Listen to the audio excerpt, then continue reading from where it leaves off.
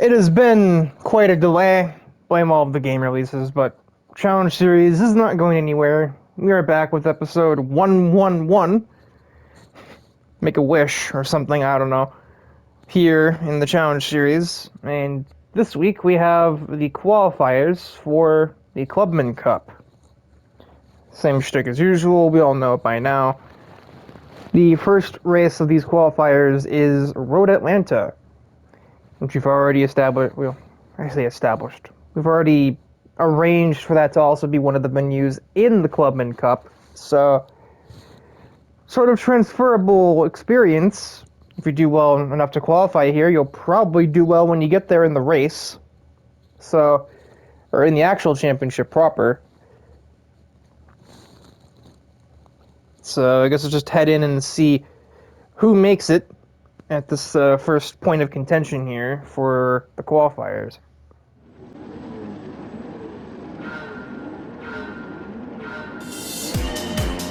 And we are away from Road Atlanta. A very interesting front row, a Dodge Super Bee and a Volkswagen Golf, but neither of them are going to lead us into turn one. Cam Walker's Audi TT will have the four-wheel drive advantage, and he will lead us up towards up the hill. Yeah, good English.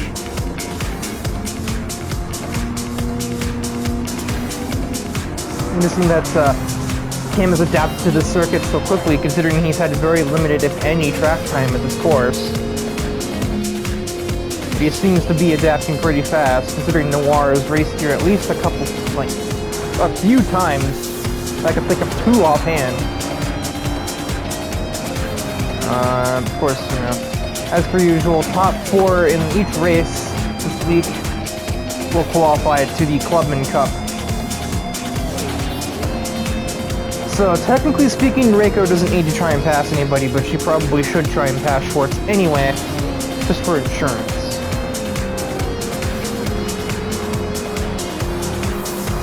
Our POV driver of this race is Kotori Minami. I think it's Minami. You'd think I'd know how to say her last name by now. In her RX-7, she started last. She's already into the top half of the field, overtaking both of her fellow second years, Umi and Honoka, in a row, and trying the outside of Sebastian Sham in the dark gray Volkswagen. Into 8th at the end of a single lap, so making an awfully good time. And now she caught the what seems to be the well, I was gonna say the duo of Takahata, or not Takahata, Taniguchi Race Team, but you know, there's a Porsche in the middle of that, so it's gonna work.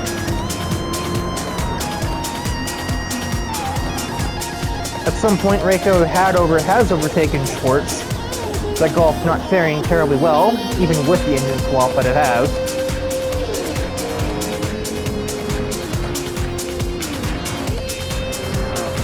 Something like that's probably struggling to put the power down, all things considered. Kotori sending it down the inside of Liza. Slight contact made, in fact. I'm not really sure how that's going to shake out later. It wasn't really enough contact to do any damage to anything, but it will probably ruffle a couple of feathers, pun not intended. So just 2 laps in, and Kotori has already seized the top 5 from Akira Taniguchi.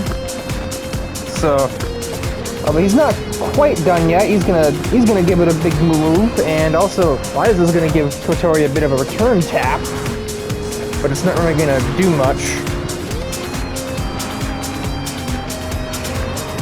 Around the outside, just about keeps it on the circuit, so that was really trusting the car right there.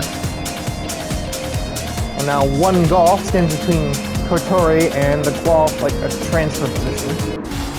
Going down the hill, Cedric brakes for that left-hander. The S's, but Kotori really didn't need to, and barely saves within the track boundaries to get the job done.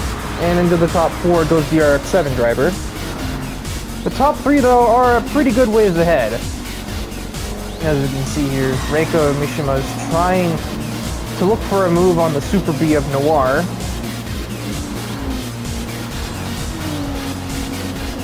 That thing is an absolute menace on the straightaway, to say the least. The 300ZX has absolutely no chance of sticking with that through here. And in fact, Noir is actually getting a little closer to Cameron there, but not close enough. Reiko's still trying to find space. She skipped about a half a lap of, well, basically stalemate. And now that Reiko has spent so long caught behind Noir, here comes the RX-7 of Kotori to join the fun. So soon we'll be having a 3-car battle for second place, and Cam had best make good on his escape plan. Otherwise he might be swallowed up by it too, if he's not careful.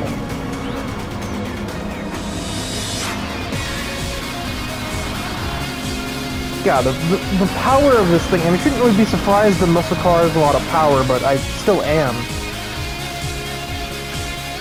We head down the hill. Kotori made a short peek at the, down the inside of the 300ZX, but didn't quite have that much bravery in the RX-7.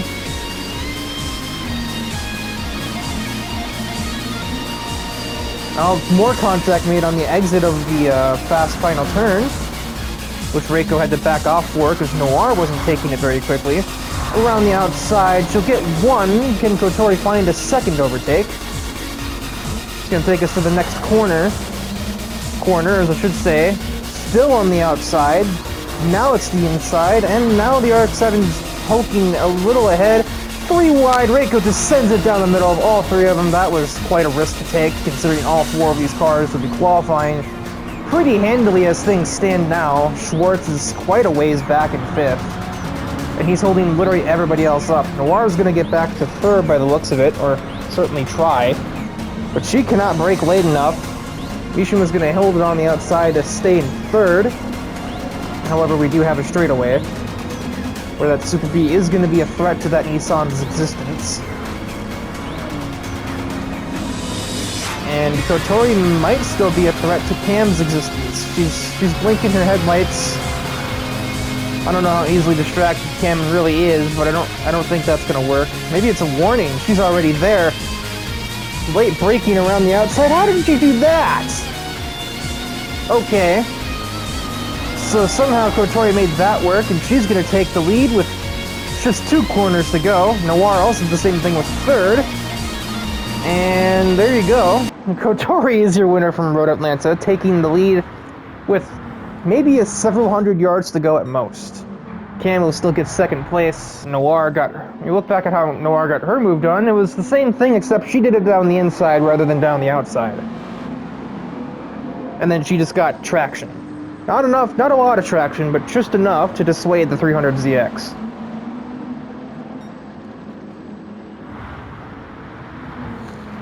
Eventually, Akira did surpass Dedrick, but that was far, far too late for it to really matter to him. And so there it is. Ignore the order of the cars. Kotori wins over Cam Walker, Noir, and Reiko Mishima. So those 4 will be making it to the Clubman Cup next week. Now on to race 2 to see who else gets in. Something a little different. Round 2 of the week brings us to Blue Moon Bay. We do not come here too often in the Challenge Series. The races that we have done here have been mixed. Some of them have been classics. Some of them have been absolute stinkers. And not much of excitement really happened. However, today we are only running the I believe it's the B-Spec circuit, which does not have many corners. It only has turn 1 getting off the banking, and then just like a little kink across the little lake in the middle, and then the final turn. Final turns, I guess.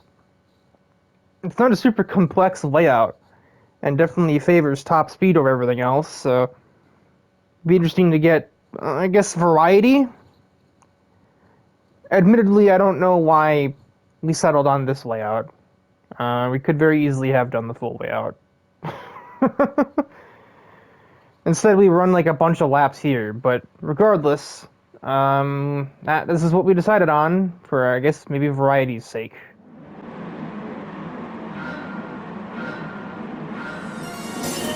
And we are green from Blue Moon Bay B circuits. Yeah, as you can see on the track map up there, I guess I kind of undersold it a little bit. There are 5 turns. Still not very many.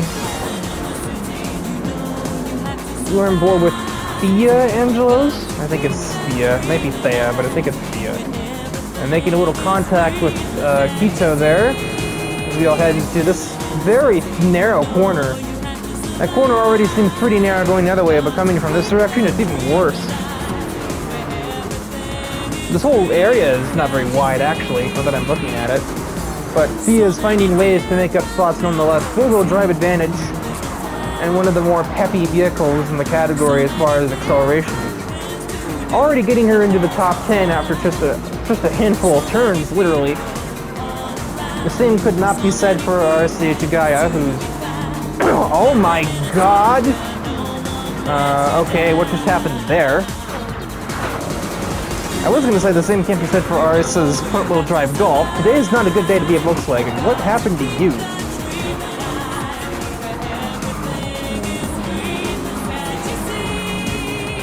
Oh, nearly got turned by Mika Harris and had to spend a half a straightaway saving the car. That was probably quite the save to make. It is the contact, opposite lock, somehow keeps it going in the right way. Front-wheel drive probably helping, but... I mean, you can still overcorrect a four-wheel drive car. Ask anybody who's driven it in a rally.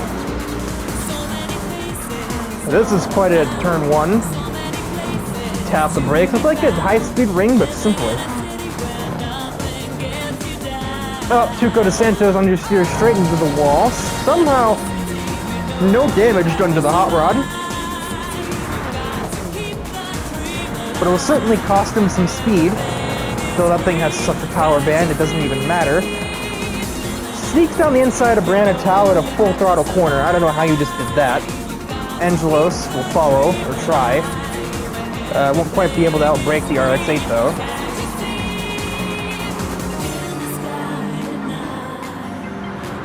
She cannot accelerate it though at the end of the final turn, but still struggling to get by that Ford Roadster. Although now sitting in the top 4, you could argue that she doesn't really have to anymore. And with that now, into the top 4 is Angelos in the Focus. But hilariously, the top 4 is comprised of 3 Fords, and Suko just drove into the wall. This time, no such luck. He will deal significant damage to his car, and that'll send him into the pits for sure, because that's suspension damage, and he's not going to want to deal with that for 5.5 more laps. Yeah, Barbara Page leads the way in her C3 Stingray convertible. Which means, yeah, she did in fact paint the hardtop. You can kind of tell the difference. Burt Wheeler won second. Third now is Thea Angelos, and Brianna Tao was in fourth, but gets overtaken by Tuco's associate, Nick Ambrose, in the Mach 1 Mustang. Brianna currently in a Mustang sandwich, as she is behind Nick Ambrose, but in front of Mika Harris in a Mustang Boss. Is there contact? Oh, maybe there was. That puts Nick Ambrose in the wall. I think he just got punted by Brianna Tao, and her RX-8 is no worse for wear, which is kind of funny. So Brianna really desperate to stay in that top 4. And will knock Nick Ambrose completely out of contention for it. But Mika Harris is going to hang around. That's going to be equally difficult to keep behind. The Mustang's horsepower and all that. Yep, in goes Nick Ambrose. Meanwhile, battle for the lead going on. Thea's going to go all the way. Embarrassing that Corbin Charret. That Focus has so much acceleration. I don't know about top speed, but the acceleration that it gets out of turns being four-wheel drive is obscene. Not even Bert's F-150 can really replicate it. And just like that, also Mika's was in the top 4, but now she's hit the wall. Although there was no contact made between her and the RX-8, she just overcooked it. Maybe paranoid that she would get run into and just decided not to brake. Thomas O'Reilly is on the come-up, though. I should point out he started, I believe, about 15th in this race.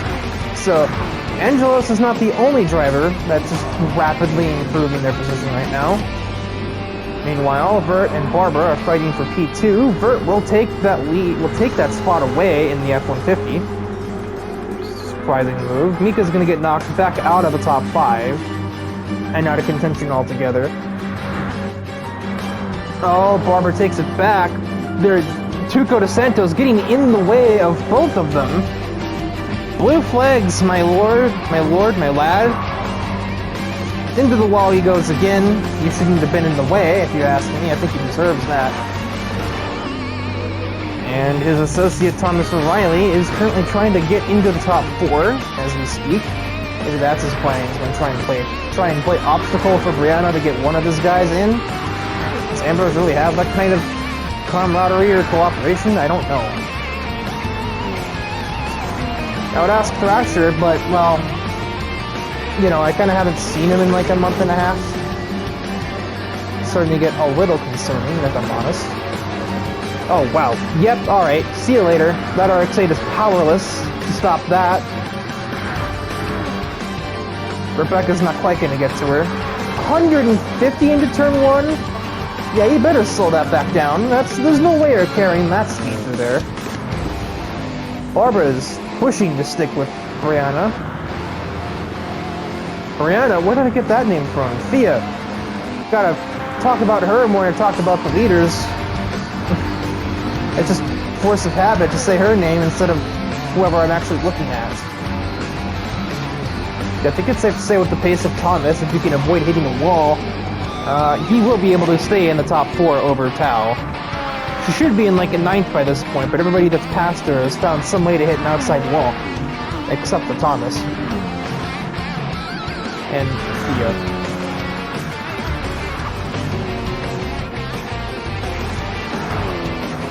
Holding the high line, I suppose Logan probably knows a couple of tricks about over-racing. And probably has passed them on to his servants, minions. I don't really know what the correct word to use is.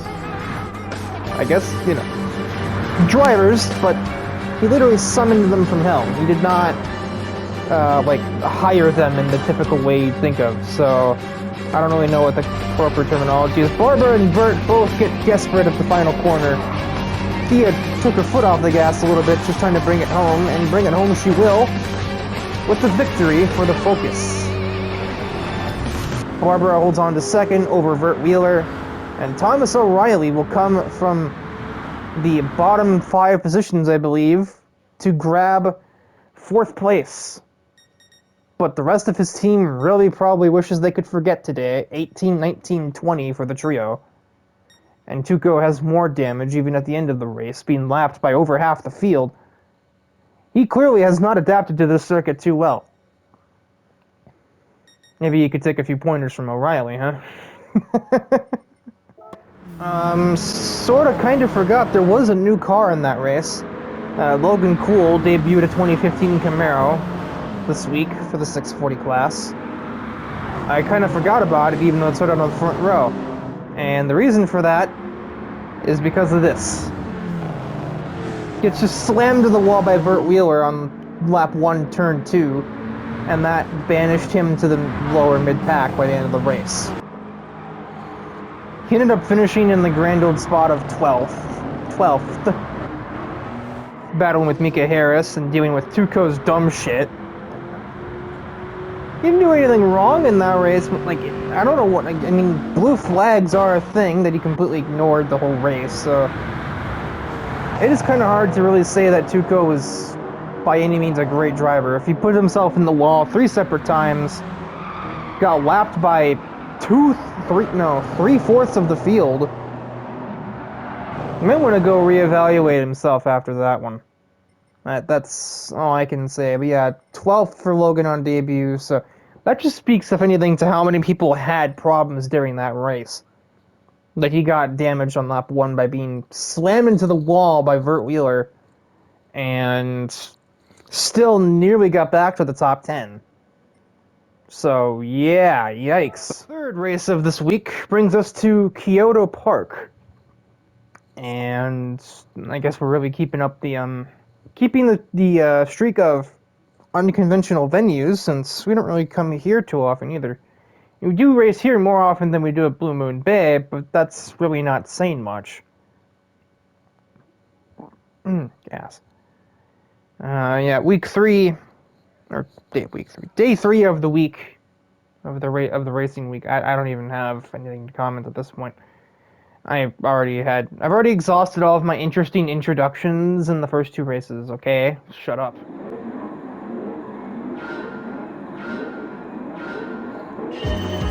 And we are green from Kyoto Park. And my god, those front few cars kind of scare me. The fact that Tyler, Fidel, Jake, and Logan are all this close to each other on the starting grid is, frankly, a little bit terrifying. Because, I mean, none of them really like Logan, and Logan doesn't really like any of the other three. Tyler's going to use four-wheel drive benefits and get to the lead at the earliest convenience. Umi is going to use the same to remain in second, exactly where she started, but that's not going to last terribly long because Maki's 246 is going to have a heck of a lot more power than that Audi. Not by much, I guess, really, but it's gonna have a better power band because it's a Ferrari. That engine generally is going to be better, even if the horsepower figures don't really match. Logan trying a second time to get in. I think he might be one of the first, if not the first person to show up 2 races in a row. After his teammate Via got in at Blue Moon Bay with a victory, he probably feels like he has to make it.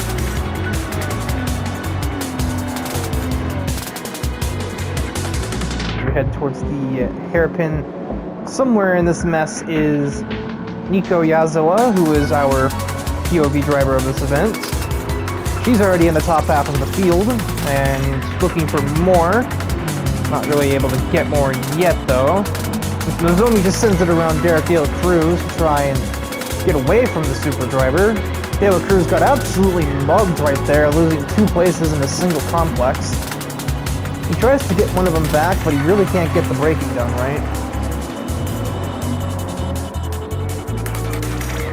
So Tyler, Maki, Umi, Logan is your top 4 as we head into lap 2. Although Maki's going to change that. She's going to take the lead. That car's loud as hell. She's going to take the lead away from McIntosh at turn 1. That car is so loud. My god. Alright, fine. I'll watch somebody else.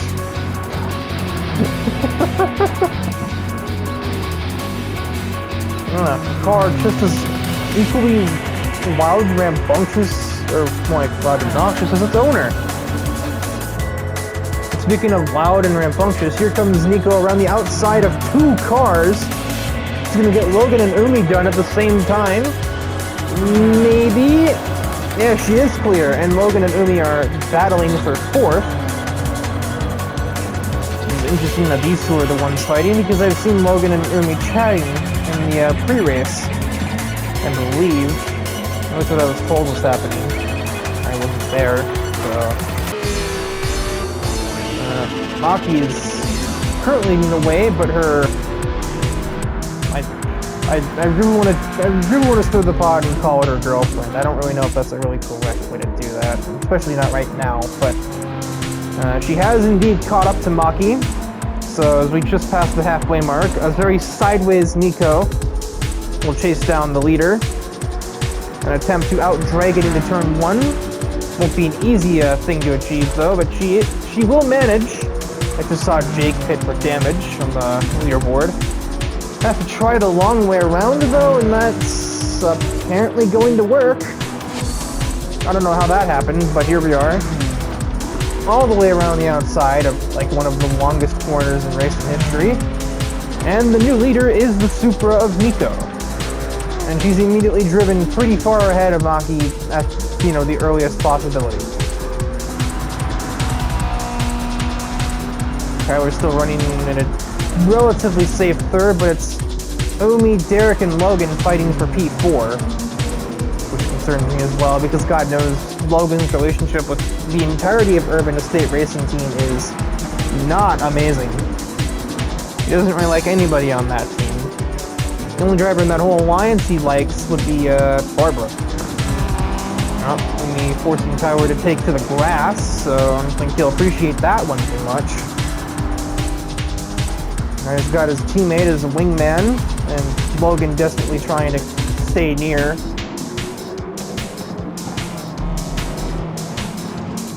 Three Corvettes in a row running behind an Audi. What? That...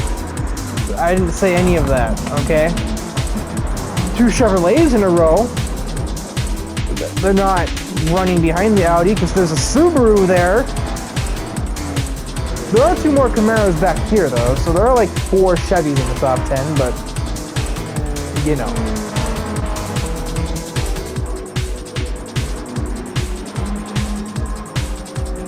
This race is a little spread out, considering we've only done 3 laps of racing here. Derek's aerodynamic ability with that Corvette is going to be very helpful in these long turns. Things like a pseudo Group 3 car.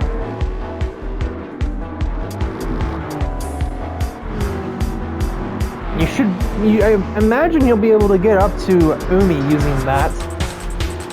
Oh yeah, look at the run that he has. Let's see if he can take it somewhere. I don't think he can though, unless he brakes super aggressively, and I imagine Tyler's probably told him not to do that. At least not to my team, or my teams rather. Since, you know, at this point, Mercury Racing's got like 2 separate allied teams. Down the inside, that's a little more of a safe bet to go for. And a little bit of bumping, but nothing too egregious, and Derek will get into the top 3 with that overtake. Let's see if Logan can get back into the top 4 with one. He had a little thought, but he couldn't really materialize anything with that. He was grasping at straws at best. Derek has a chance at P2 on the 246 of Maki. My voice tries to stop working. Meanwhile, about 5-6 seconds up the road, Nico heads out of the last turn. She's going to absolutely crush the competition here at Kyoto Park. And her, I guess we'll say X, I don't know, is going to barely win that drag race for P2 over Derek De La Cruz, and Umi will get 4th, so chalk up 3 Love Live, former Love Live idols into the top 4 here. I was going to say 3 Mercury drivers, but that's just not true, because Nico is not on the team.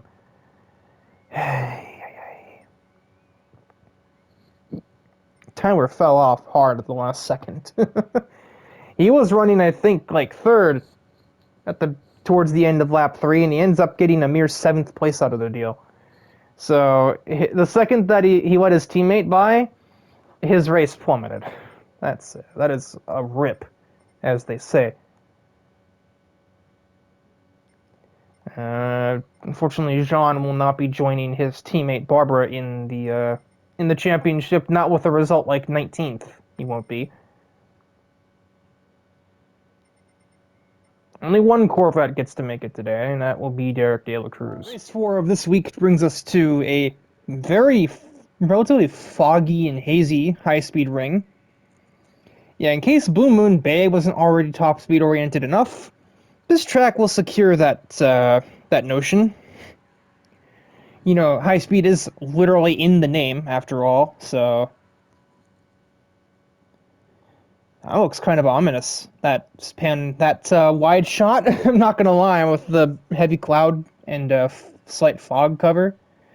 I don't know if it's really fog, or I think it's more like haze, or maybe mist. I don't know. It's certainly ominous in some areas, but no rain, so there's that. Because rain here has been relatively dangerous, pretty sketchy at the best of times. And the high-speed ring is away, the race at high-speed ring is away. The track is just gonna drive away. Yeah, that's how that works. This time, the camera car is Logan Poole in that 2015 Camaro, making a third straight attempt at qualifying. He is a man of sheer fucking will, clearly. And he knows how to run that high lane here. Which definitely explains how Thea knew how to do that at Blue Moon Bay. Not exactly some kind of secret technique. I don't understand why nobody else does it. Because with the S's, he's already made his way through half the field in a matter of seconds, really.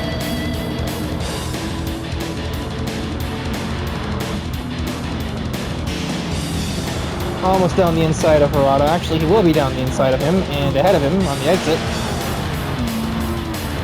I think Harada got a little bit scared by Logan's presence and that threw off his turn a little.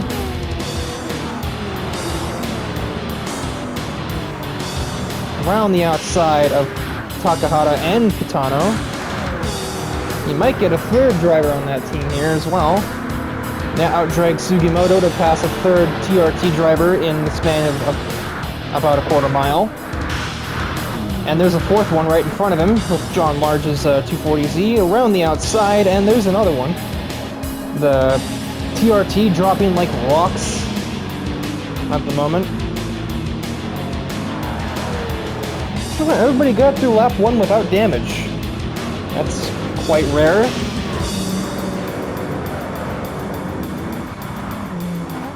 Yeah. Already into second place is Logan Poole. Now he's got just one more opponent to pass. The E-Type of Kogasa Tatara.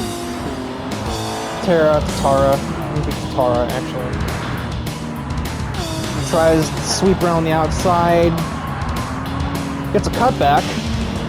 Never mind, doesn't get a cutback. Still stays on the outside, in fact. Bars. And we'll see. I think power advantage, surprisingly, there really isn't one. It's going to basically be who has the better pull at the top gear. Well, Logan's car has an extra gear over that E-Type, and the E-Type is now topping out at about 160, while the Camaro still has plenty of 6th gear to use. Okay, maybe it's not topping out, what the heck? Endless 5th gear. Meanwhile, John Large and Benjamin Bayer, close buddies now for a while, they're going door to door through turn 1 for 3rd place, as Logan finally seals the deal on the outside of turn 1. He'll move himself into the lead with that move. I'm surprised the Datsun has power like that. You wouldn't really think it from a car like this. I think if something like a 240Z, I would expect it to just kind of lay over, because it's an old car with its premise is more so founded in its lightweight, I would think, but apparently not. And Kyozo's right behind him in 5th, trying to find a way into the transfer positions here. We'll see how he fares with that. I don't think anybody's going to be really competing with the power of John Large's Datsun now. Him and Kogasa seem to have just kind of that old car benefit.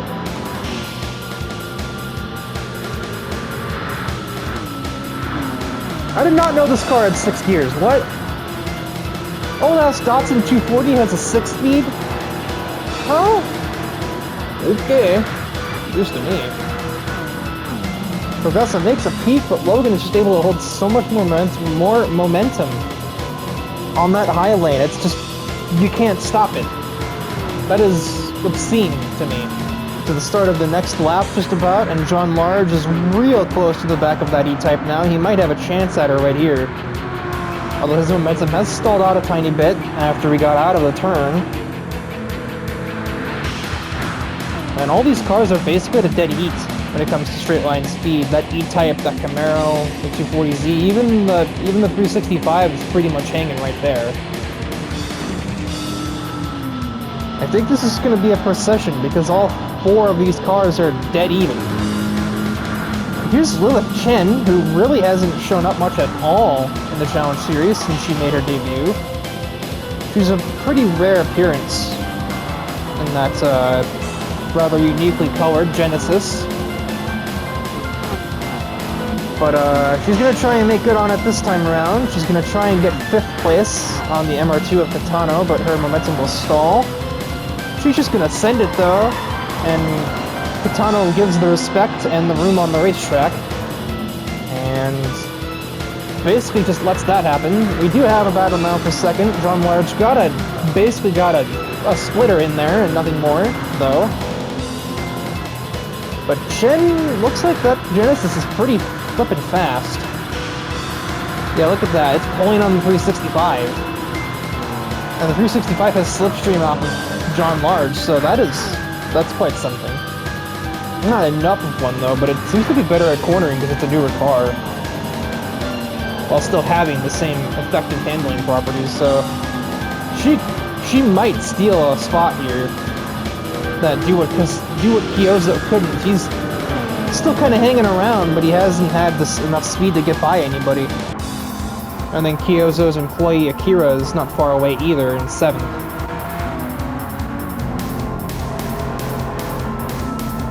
In case you didn't know that, yeah, Kyozo owns a tuning shop and Akira works there. You know, when he's not racing here. Benjamin Bayer is getting on the defensive now, trying to keep that Hyundai at bay. Cars. Still very much just, oh, never mind, too wide. Lilith embarrasses the Ferrari on the exit of the second to last turn. And she'll get into a transfer spot with just over a lap left to go, as the fog is really starting to roll back in again. Too wide with John Large. I wonder who has the advantage there. Looks like it's a literal dead heat as we begin the final lap of racing here, although the Genesis is pulling ahead, plus inside lane now for the turn.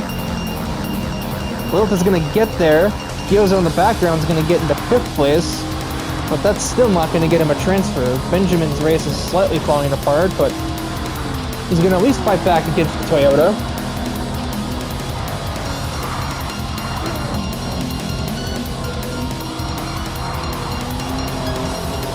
John Large taking a wide arc through the S's, but that's not going to help him any. That's going to hurt him if nothing else. Can Benjamin capitalize? Benjamin spent most of his career in John Large's shadow, and it looks like he's going to continue to do that here. Lilith had a peek down the inside of the E-Type, but couldn't hold enough momentum to get down the inside. And it looks like the E-Type, oh, that's a dead heat. Oh, no, the E-Type cuts off the run. And that battle for second is going to seal the deal. Logan on his 3rd attempt. 3rd time is the charm.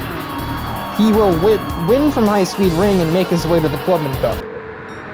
Kogasa's second by a matter of a couple of yards over Lilith Chen, and John Large will take the final spot. Benjamin Bayer once again goes home with disappointment, losing to his buddy John. And Lilith with a last-second surge to make her way into the big show, so to speak. And for today, well, this episode's final race of the week, we head to the Lake Maggiore circuit. The full layout, surprisingly. I'm surprised we didn't, do the west layout or something. Actually, no, didn't we do that? I really should remember this stuff. I was at this race. It was the one race I did this week, and it went terribly. Yeah, I think this is the west layout, so I'm just an idiot and can't remember shit. The west layout that has the same turn 1, but cuts out the weird uphill right, goes basically straight from turn 2 to the S's. So, a bit more suitable for the general pace of 640 class cars, as we find out who will be the final 4 competitors in next week's Clubman Cup.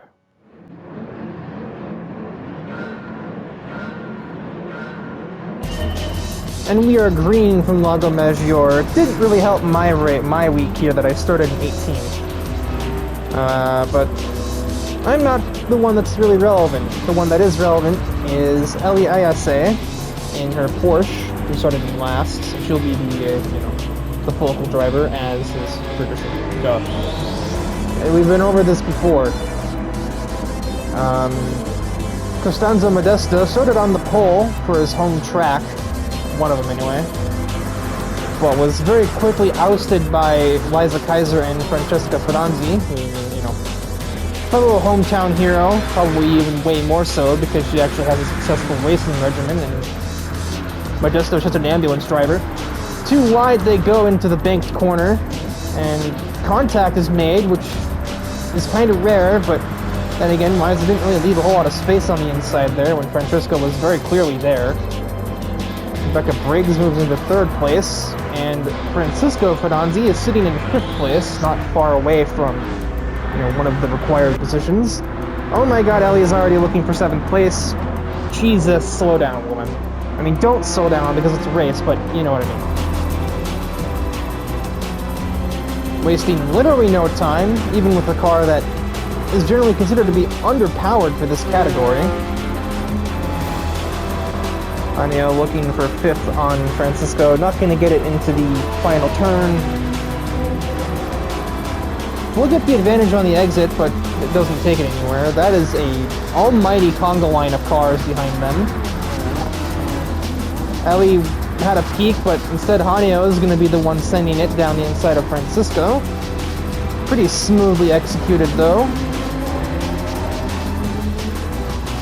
It is chaos in the back as well. Nakazato gets a really bad run out of the hairpin and checks up literally everybody. I mean, everybody. But we turn our attention back to the lead few. Ellie is now ahead of the 4C as well. As Renault versus Renault down the back straightaway. Hanyo is going to emerge victorious there. Just about. Costanzo tried on the exit, but that Nagane does not have the same power as the Clio does.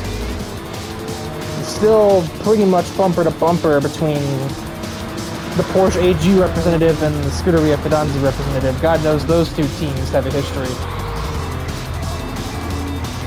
Although Liza's basically in a 1v3 because, all three drivers in the Scuderia that could run in this race are running it. Since Fernando Fidanzi is here in the back in this clusterfuck of cars. There's no better way to describe it. Second, third, and fourth are practically not separated, and Ellie for that matter, so make it second to fifth. We brake for turn one to pass the halfway mark of the race. Oh, Hanyo sent it way too hard. That's a little bit out of character. Gets into the side of the Porsche of Liza.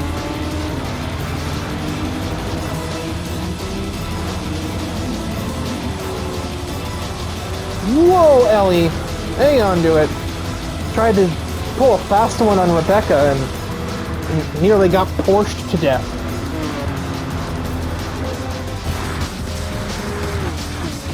You might still pull a fast one anyway on the exit of the S's instead of the entry.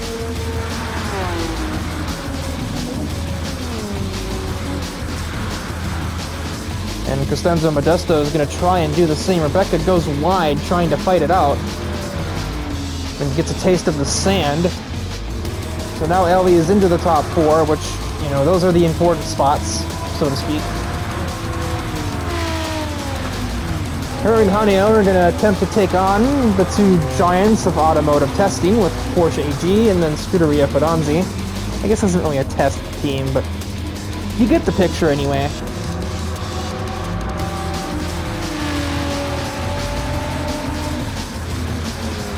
No idea how this is going to go.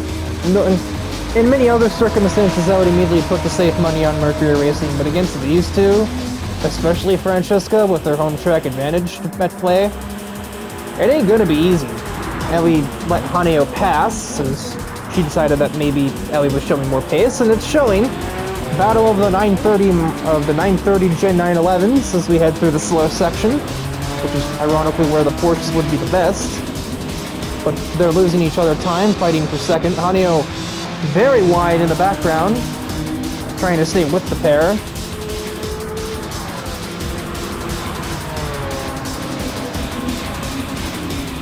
don't really think... No, she did get a run. It just took a second to really generate all the way. Down towards the bank turn. This camera is terrible. Yeah, we'll try this again. That's better. So she was clear at the breaking point. Instead it was Haneo making a massive send on both of them. Did Haneo just try to use Ellie? It worked. That was downright dastardly from the Renault driver. Basically said, here Ellie, you go past it for me and then take advantage. But Ellie is not having it. She's back into second now. Sneaking through up the S's. And now one Ferrari stands between her and the race lead.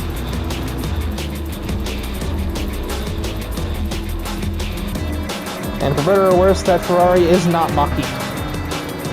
I'm going to go ahead and say for worse, because Francesca's probably going to be harder to pass. Takes a defensive line. Ellie does that. Not quite enough to secure the place. You know, probably because she drove through the grass.